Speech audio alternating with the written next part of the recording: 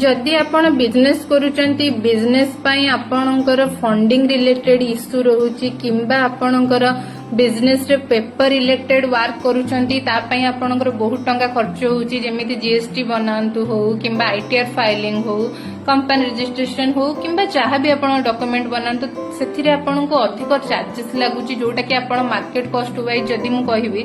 आपण को बाहर जीएसटी बनातु जीएसटी रो आमे जो बनाउछु हमर टोटल कॉस्ट लागुची 750 रु 700 भितरे टोटल कॉस्ट रे आमे जीएसटी बनै कि दोउछु ता छडा आपणकर अलग जहाँ भी आपण डॉक्यूमेंट एठी बनातु तार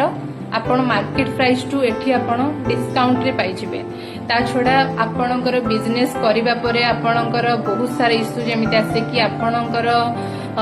एम्प्लॉय माने कोठी अकाउंट खोलिबे एम्प्लॉय मानकर एडवांस रिलेटेड आसे जोटा कि आपण मानकु प्रॉब्लम रे पकाय कि इन टाइम रे फंडिंग रो इश्यू जोगु बिजनेस इंप्रूव करिबारे आपण मानकु बहुत भी प्रॉब्लम हुए तो आपण मानकर जदि एम्प्लॉय मानकर अकाउंट रिलेटेड किंबा एडवांस हो किंबा जेकोनसी प्रॉब्लम रहउची जदि आपण माने ग्रीनबैक्स रे अकाउंट खोलुचंती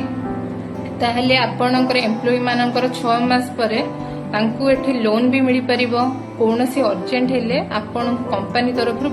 सबु हेल्प मिली परिबो आपण हमर वेबसाइट www.sapkapasign विजिट करंतु।